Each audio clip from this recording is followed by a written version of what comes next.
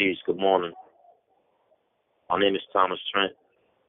DIN number 0185112, Auburn Correctional Facility, PO Box 618, Auburn, New York 13024. Today's day is August 21st, August 23rd, 2025.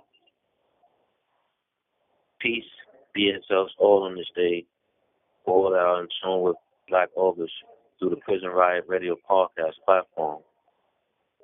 Once again, this is Thomas Lee Trent with a little history to contribute towards the month of Black August. Black August is a month to toast to many Black activists who have paved the way by losing their lives, changing laws, better living conditions, jobs, housing, programs, and equal land opportunity for different race and nationality while fighting against oppression against all in our communities, both inside the prison and jail institutional facilities and also on the outside world across the nation's globe. Dr. Martin Luther King Jr., born Michael King Jr., January 15, 1929 through April 4, 1968, was an American Christian ministry activist and political philosopher who was one of the most prominent leaders in the civil rights movement from 1955 until his assassination in 1968. Dr. King, a Black church leader, and sought to advance civil rights for people of color in the United States through the use of nonviolence resistance and nonviolent civil disobedience against the Jim Crow laws and other forms of legalized discrimination. King became the first president of the Southern Christian Leadership Conference and the president of the SCLC. He led the unsuccessful Albany movement in Albany, Georgia, helped organize the nonviolent 1963 riots in Birmingham, Alabama. King was also one of the leaders of the 1963 march in Washington, D.C., where he delivered his I Had a Dream speech on the steps of the Lincoln Memorial and helped organize two of the three Selma to Montgomery marches during the 1965 Selma voting rights movement. The Civil Rights Movement achieved legislative gains in the Civil Rights Act of 1964, Voting Rights Act of 1965, and the Fair Housing Act of 1968. Also, Dr. Martin Luther King added these words: "There is power in love that our world has not discovered yet. Christ discovered it centuries ago."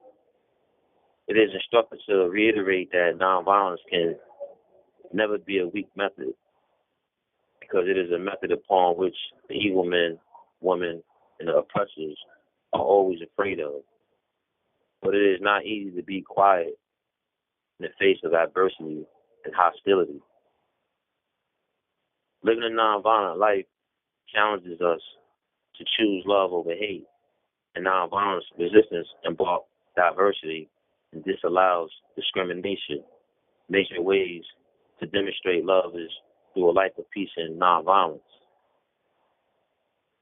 It is the practice of passion entering into the sufferings of another that leads us to come together to voluntarily face the consequences of opposing unjust and imposed suffering.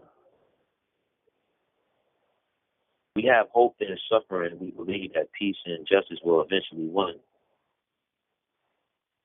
On February through April of 2024, I received the completion of 64 Days of Nonviolence with the Gandhi and Martin Luther King Seasons for Nonviolence Institution in Rochester, New York, and also 80 Days of Nonviolence at San Francisco State University while inside of Auburn Correctional Facility.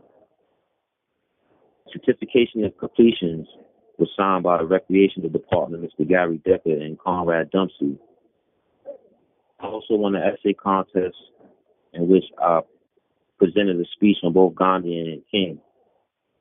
However, I devoted my life to live nonviolent free, however, to make a better me by setting better examples for others today and tomorrow.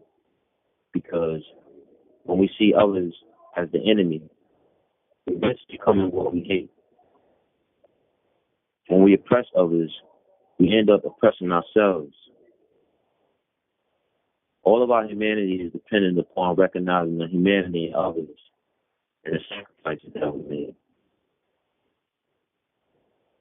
Nat Turner, October 2nd, 1800 through November of 1831, was an enslaved African-American preacher who organized and led the 4-day rebellion of enslaved and free black people in Southampton County, Virginia. Turner was born into slavery in Southampton County, a plantation area with more black people than white. Turner knew little about the background of his father, who was believed to have escaped from slavery when Turner was just a child. Benjamin Turner, the man who held Nat and his family as slaves, called the infant Nat in his records. Even when grown, the slave was known simply as Nat. After the 1831 rebellion, he was widely referred to as Nat Turner. When Benjamin Turner died in 1810, his son Samuel inherited Nat.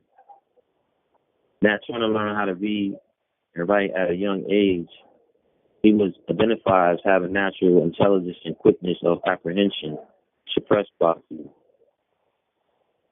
He grew up deeply religious and often seen fasting, praying, or reading stories of the Bible.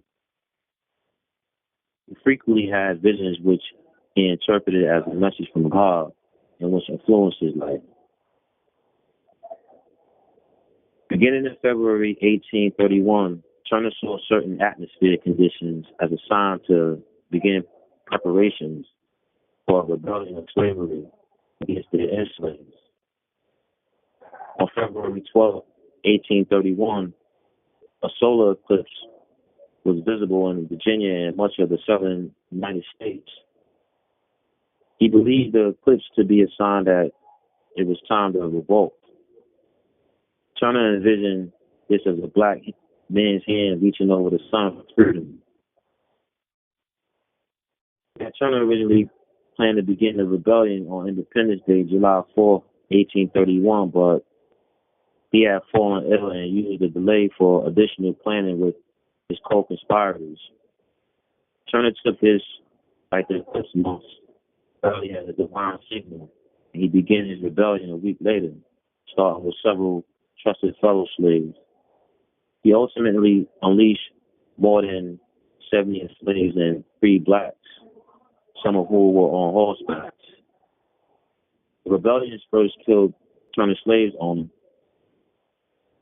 and his family, and traveled from house to house, freeing enslaved people.